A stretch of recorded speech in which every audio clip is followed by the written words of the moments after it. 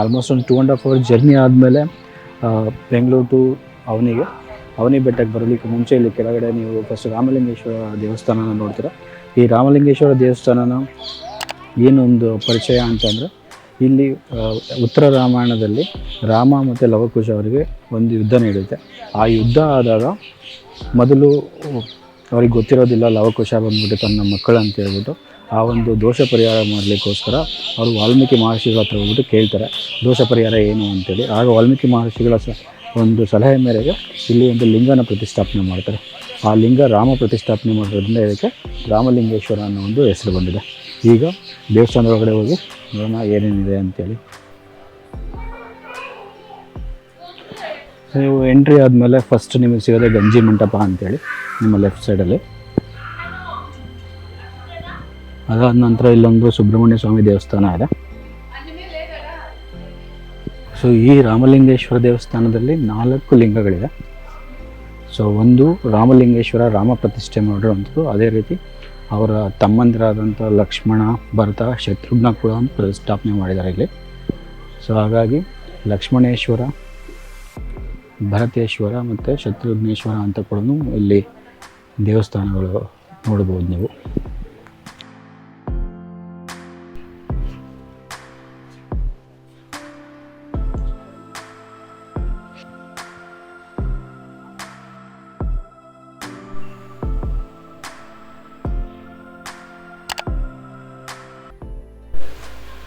ಕಲಾಕೃತಿಗಳು ಆಗಲೇ ಹೇಳಿದಾಗ ಇದೊಂದು ದೇವಸ್ಥಾನ ಜೀರ್ಣೋದ್ಧಾರ ಆಗಿರೋದು ನಳಂಬರ ಒಂದು ಡೈನಾಸ್ಟಿಯಲ್ಲಿ 10ನೇ ಶತಮಾನದಲ್ಲಿ.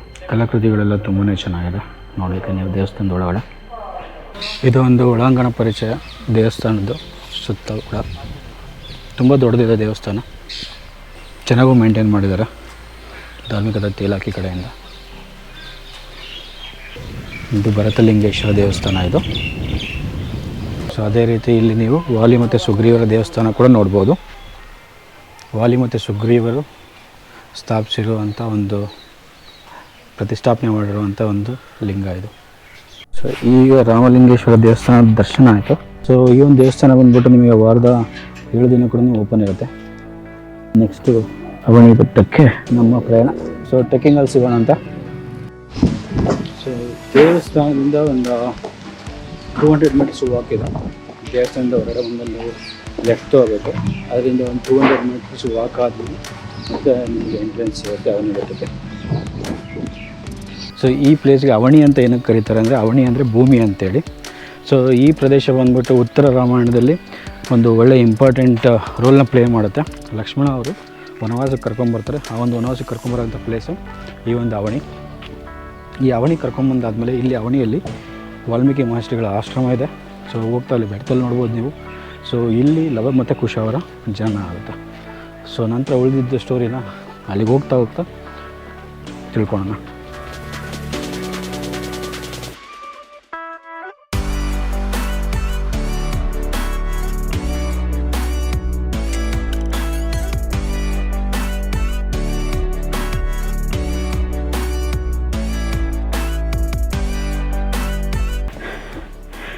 ಇಲ್ಲೂ ಇದೆಲ್ಲ ಬೇಕಿತ್ತ, ಪುಣ್ಯ ಸ್ಥಳ ಅಂತೀರ.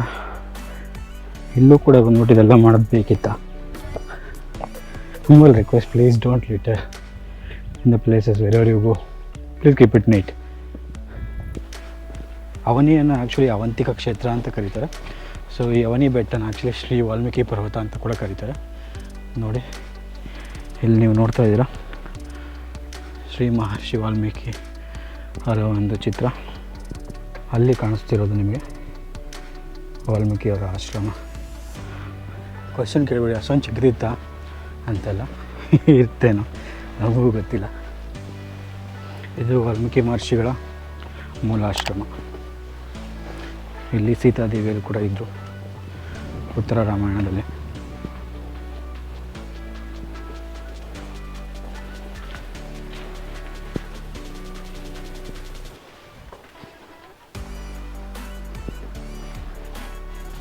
ನೀವು ನೋಡ್ತಾ ಇದ್ದೀರಲ್ಲ, ಇದು ಒಂದು ಸೀತಾಮಾತೆ ಅವರು ಯೂಸ್ ಮಾಡ್ತಿದ್ದಂಥ ಒಂದು ಪಾಂಡು. ಅವರ ಬಟ್ಟೆ ಒಗಿಲಿಕ್ಕಾಗಲಿ ಅಥವಾ ಪಾತ್ರೆಗಳನ್ನೆಲ್ಲ ತೊಳಿಲಿಕ್ಕಾಗಲಿ ಇದನ್ನು ಯೂಸ್ ಮಾಡ್ತಿದ್ರು ಅಂತ ಹೇಳ್ತಾರೆ.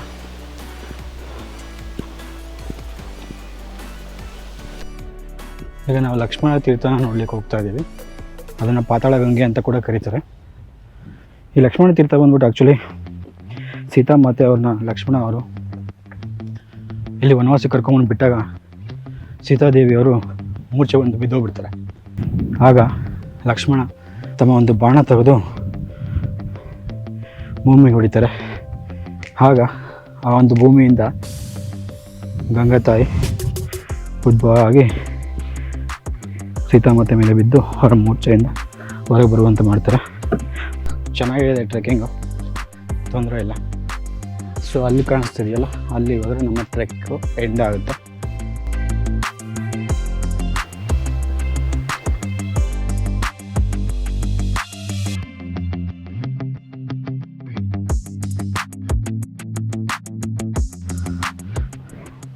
ಸೊ ನೀವು ಇಲ್ಲಿ ನೋಡ್ತಾ ಇರ್ಬೋದು,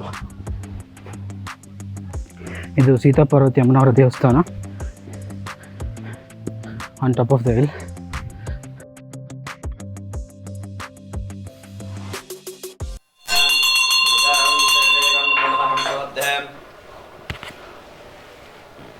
ನಮಸ್ಕಾರ, ನನ್ನ ಹೆಸರು ಸುನೀಲ್ ಭಟ್ ಅಂತ.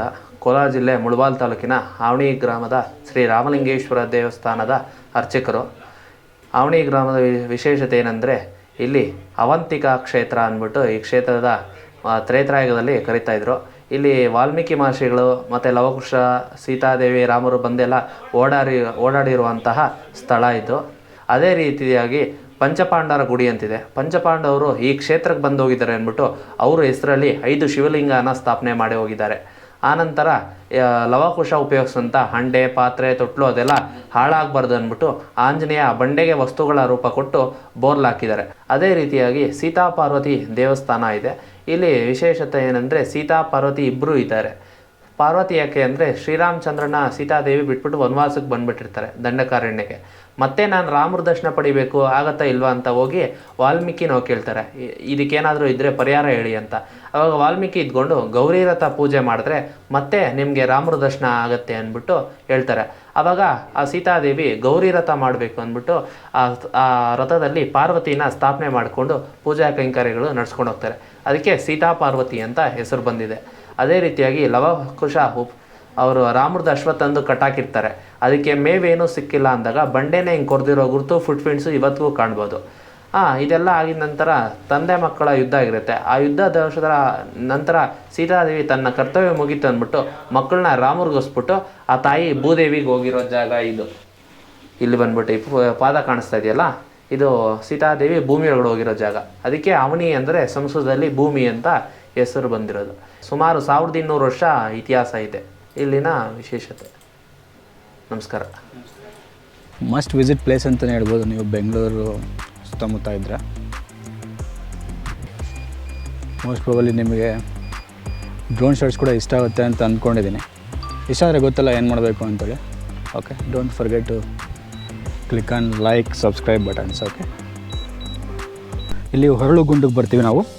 ಈ ಹೊರಳು ಗುಂಡು ಬಂದ್ಬಿಟ್ಟು ನಿಮಗೇನೇ ಮೈಕೈ ನೋವಿದ್ರೂ ಇಲ್ಲಿ ಬಂದ್ಬಿಟ್ಟು ಒಂದು ಚಿಕ್ಕ ಜಾಗ ಇದೆ, ಅಲ್ಲಿ ನೀವು ಹೊರಳು ಸೇವೆ ಮಾಡ್ಬೋದು. ಒಂದು ಎರಡನೇದು, ಅದೇ ರೀತಿಯಲ್ಲಿ ನಿಮಗೇನಾದ್ರು ಸಂತಾನ ಆಗದೇ ಇರೋರು ಕೂಡ ಇಲ್ಲೇನೋ ಮಣ್ಣು ಸಿಗುತ್ತಂತೆ, ಅದನ್ನು ತಗೊಂಡೋಗ್ಬಿಟ್ಟು ಹಾಲಲ್ಲಿ ಕೂಡ ಕಲಸಿ ಕುಡಿತಾರೆ ಅಂತ ಹೇಳ್ತಾರೆ.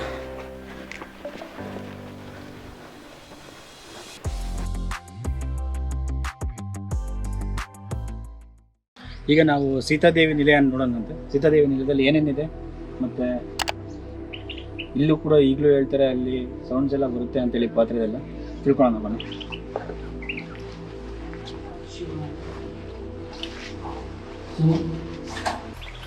ಏನು ನೋಡ್ತಾ ಇದ್ದೀರಾ, ಇದು ಸೀತಾದೇವಿ ಇದೆ ಆ್ಯಕ್ಚುಲಿ. ಸೊ ಈ ಎರಡು ಲಿಂಗ ಬಂದ್ಬಿಟ್ಟು ಲವ ಮತ್ತು ಕುಶ ಅಂತ ಹೇಳ್ಬಿಟ್ಟು ಪ್ರತೀತಿ. ನೀವು ಇದರಲ್ಲಿ ಲವ ಯಾರು ಕುಶ ಯಾರು ಅಂತ ಕ್ವಶನ್ ಮಾತ್ರ ಕೇಳಕ್ಕೆ ಹೋಗಬೇಡಿ, ಆಯಿತಾ. ಸೊ ಇದು ಲವ ಮತ್ತು ಕುಶ ಒಂದು ಲಿಂಗ. ಮತ್ತು ಇಲ್ಲಿ ನೋಡ್ತಾ ಇದ್ದೀರಲ್ಲ, ಇದು ಬಂದ್ಬಿಟ್ಟು ಲವ ಆಡಿದಂಥ ಒಂದು ತೊಟ್ಟಿಲು, ಇದು ಬಂದ್ಬಿಟ್ಟು ಕುಶ ಆಡಿದಂಥ ಒಂದು ತೊಟ್ಟಿಲು ಅಂತೇಳಿ ಕರೀತಾರೆ. Basically this two are cradles, Lava ಮತ್ತು ಕುಶ. ಅದು ನಂತರ ಇಲ್ಲೇನು ನೋಡ್ತಾ ಇದ್ದೀರಾ, ಇದೆಲ್ಲ ಬಂದ್ಬಿಟ್ಟು ಇಲ್ಲಿ ಪಾತ್ರೆ, ಮತ್ತು ಇಲ್ಲಿ ಅವರು ಶೃಂಗಾರ ಮಾಡ್ಕೊಳ್ಳಲಿಕ್ಕೆ ಸೀತಾದೇವಿಯವರು ಇಟ್ಕೊಂಡಿದ್ದಂಥ ಒಂದು ಬಟ್ಲು ಅಂತ ಹೇಳ್ತಾರೆ. ಇನ್ನು ಸ್ವಲ್ಪ ಮುಂದೆ ಬಂದರೆ ಇಲ್ಲಿ ನೋಡಿ, ಈಗ ನಮ್ಮ ಮನೆಗಳಲ್ಲೆಲ್ಲ ಯಾವ ಥರ ಶೆಲ್ಸ್ ಇರುತ್ತೋ ಅದೇ ರೀತಿ ಹಿಂದಿನ ಕಾಲದಲ್ಲೂ ಕೂಡ ಶೆಲ್ಸ್ ಎಲ್ಲ ಇತ್ತು ಎಲ್ಲ ಇಟ್ಕೊಳ್ಳಲಿಕ್ಕೆ. ಇಲ್ಲಿ ನೋಡಿ, ಸೊ ಏನಿದೆ ಈ ಒಂದು ಜಾಗ ಅಥವಾ ಈ ಒಂದು ಬೆಟ್ಟ ಬಂದ್ಬಿಟ್ಟು ಆಕ್ಚುಲಿ ಪಾತ್ರೆ ಸಾಮಾನು ಮತ್ತೆ ಅದೆಲ್ಲ ಇದೆ ಅಂತ ಹೇಳ್ತಾರೆ. ಸೊ ಈ ಕಡೆ ನೋಡಿ ನಿಮ್ಗೆ ಸೌಂಡ್ ಕೇಳುತ್ತೆ, ಇದೆಲ್ಲ ಬಂದ್ಬಿಟ್ಟು ತಾಮ್ರದ ಸೌಂಡ್ ಕೇಳಿಸುತ್ತೆ ನಿಮಗೆ. ಅದೇ ರೀತಿ ಈ ಕಡೆ ಕೇಳಿಸಿರ್ಬೋದು ಮಡಿಕೆ ಸೌಂಡ್. ಸೊ ಈ ಕಡೆ ಬಂದು ಅದೇ ನೀವು ಕೇಳಿದ್ರೆ ಇಲ್ಲಿ ಒಂಥರ ಸ್ಟೀಲ್ ಸೌಂಡ್ ಥರ ಕೇಳಿಸುತ್ತೆ. ಸೊ ಇದೆಲ್ಲ ಬಂದ್ಬಿಟ್ಟು ಪಾತ್ರೆ ಸಾಮಾನುಗಳೆಲ್ಲ ಇದ್ದಂಥ ಸ್ಥಳ ಇದು. ಸೊ ಉತ್ತರ ರಾಮಾಯಣ ಮುಗಿದ ನಂತರ ಏನಾಗುತ್ತೆ, ಸೀತಾದೇವಿಯವರು ಬಂದ್ಬಿಟ್ಟು ಭೂಗರ್ಭದಲ್ಲಿ ಇದಾಗ್ತಾರಲ್ವ, ಭೂಮಿ ತಮ್ಮನ್ನು ಸಮರ್ಪಿಸ್ಕೊಂಡ್ಬಿಟ್ಟು ಹೋಗ್ತಾರೆ ಭೂತಾಯಿ ಒಳಗಡೆ ಗರ್ಭದಲ್ಲಿ. ಸೊ ಆಗ ಆಂಜನೇಯ ಸ್ವಾಮಿ ರಾಮಾಯಣ ಮುಗಿತಲ್ಲ ಅಂತ ಹೇಳ್ಬಿಟ್ಟು, ಸೊ ಇದೇ ಪಾತ್ರೆ ಇದೆಲ್ಲ ಹೀಗೆ ಇದ್ರೆ ಏನಾಗುತ್ತೆ, ಇಲ್ಲ ಹಾಳಾಗೋಗುತ್ತೆ ಅಂತೇಳಿ ಈ ಒಂದು ಪಾತ್ರೆ ಸಾಮಾನುಗಳನ್ನ ಬೆಟ್ಟದ ರೂಪದಲ್ಲಿ ಮಾಡಿ ಉಲ್ಟಾ ತಿರುಗಿಸಿಟ್ಟಿದ್ದಾರೆ ಅಂತೇಳಿ ಹೇಳ್ತಾರೆ. ಇಲ್ಲೇನು ನೋಡ್ತಾರೆ, ಇದು ಬಂದ್ಬಿಟ್ಟು ಅಕ್ಷಯ ಪಾತ್ರೆ. ಸೊ ಆಗಿನ ಕಾಲದಲ್ಲಿ ಸೀತಾಮಾತೆಯವರು ಏನಾದ್ರು ಬೇಕು ಅಂತ ಕೇಳಿದರೆ ಇಲ್ಲಿಂದ ಒಂದು 101 ಭಕ್ಷ ಬರ್ತಾ ಇತ್ತು. ಅದಾದ ಮೇಲೆ ಅವರು ಎಲ್ಲರಿಗೂ ಕೂಡ ಹಂಚ್ತಾ ಇದ್ದರು. ಸೊ ಇಲ್ಲಿ ಬೇಕಾದ್ರೆ ನೀವು ನೋಡ್ಬೋದು, ಕ್ಲೋಸಪ್ಪಲ್ಲಿ ನೋಡಿದರೆ ಅಲ್ಲಿ ಇಂಪ್ರೆಷನ್ ಕೂಡ ಇದೆ, ಈಗಲೂ ಕೂಡ ಬಳ್ಳಿನ ಇಂಪ್ರೆಷನ್. ಸೊ ಇದು ಒಂದು ಸೀತಾದೇವಿ ಮೇಲಿನ ಒಂದು ಕಿರು ಪರಿಚಯ. ವಿಲಾಗ್ ಆಫ್ ಅವನಿ ಬೆಟ್ಟ. ನಾನು ಹೇಳ್ತೀನಿ ಇದು ಮಸ್ಟ್ ವಿಸಿಟ್ ಪ್ಲೇಸು. ಯಾಕೆಂದರೆ ನಿಮಗೆ ಎಷ್ಟೊಂದು ಓದಿರ್ತೀರ ರಾಮಾಯಣ ಮಹಾಭಾರತ ಅದೆಲ್ಲ ಕತೆ ಕೇಳಿರ್ತೀರ, ಬಟ್ ಇಲ್ಲಿ ಬಂದು ನೋಡೋದು ಅದಕ್ಕೊಂದು ಪುರಾವೆ ಇದೆ ಅಂತಲೂ ಕೂಡ ಒಂದು ತಿಳ್ಕೊಳೋದು ಇದೆಯಲ್ಲ, ಅದು ತುಂಬ ಚೆನ್ನಾಗಿದೆ actually. So please do come. If you would like to come with family, please do that, because this is must visit place along with your family. ಸೊ ಅಷ್ಟು ಹೇಳ್ತಾ ನಿಮಗೆ ಗೊತ್ತಲ್ಲ ಏನು ಮಾಡಬೇಕು ಅಂತೇಳಿ.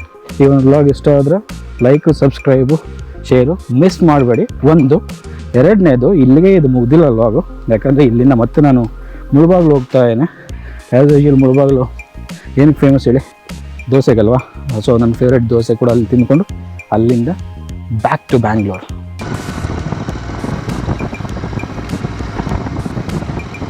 ಅವನಿ ಬೆಟ್ಟ ಆದ ನಂತರ ಇಲ್ಲಿ ವಿರೂಪಾಕ್ಷ ದೇವಸ್ಥಾನ ಅಂತ ಬಂದಿದೆ. ವಿರೂಪಾಕ್ಷ ದೇವಸ್ಥಾನ ಒಂದು 6 ಕಿಲೋಮೀಟರ್ಸ್ ಆಗುತ್ತೆ. ಕೇಸ್ ನೀವು ಇಷ್ಟೇ ದೂರ ಬಂದಿದ್ದೀರ ಅಂದರೆ ಮಿಸ್ ಮಾಡಿಬಿಡಿ ವಿರೂಪಾಕ್ಷ ದೇವಸ್ಥಾನ ಬರೋದು.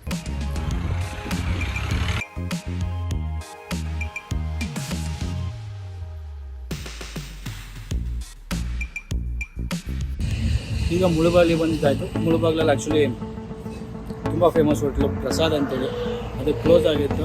ಹಾಗಾಗಿ ಇಲ್ಲೇ ದೋಸೆ ಕಾರ್ನರ್ ಅಂತೇಳಿ ಇದನ್ನೆಲ್ಲ ಸಜೆಸ್ಟ್ ಮಾಡಿದ್ರು. ಚೆನ್ನಾಗಿರುತ್ತೆ ಇಲ್ಲಿ ದೋಸೆ ಅಂತ. ಸೊ ಇಲ್ಲಿ ಟ್ರೈ ಮಾಡ್ಲಿಕ್ಕೆ ಬಂದಿದ್ದೀನಿ ಈಗ. ಸೊ ನಮ್ಮ ಟಸ್ಕರಲ್ಲಿ ನಿಂತಿದ್ದಾನೆ. ಫೈನಲಿ ಮುಳುಬಾಗಿಲು ಮಸಾಲೆ ದೋಸೆ ತಿನ್ನುವಂಥ ಅದೃಷ್ಟ. ಇದಕ್ಕೆ ಸ್ಕೆಚ್ಚು ಏನೆಲ್ಲ ಟ್ರಾವೆಲ್ ಪ್ಲ್ಯಾನ್ಸು.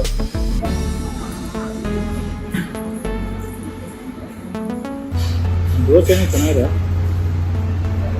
ತುಂಬ ಘೀ ಹಾಕಿದೆ, ಆದರೆ ಟೇಸ್ಟ್ ತುಂಬ ಚೆನ್ನಾಗಿದೆ. ಸೈಡಲ್ಲಿ ಬಿಸ್ಕೆಟ್, ಮಧ್ಯದಲ್ಲಿ ಸ್ವಲ್ಪ ಸಾಫ್ಟ್ ಡಿಶ್, ನೈಸ್.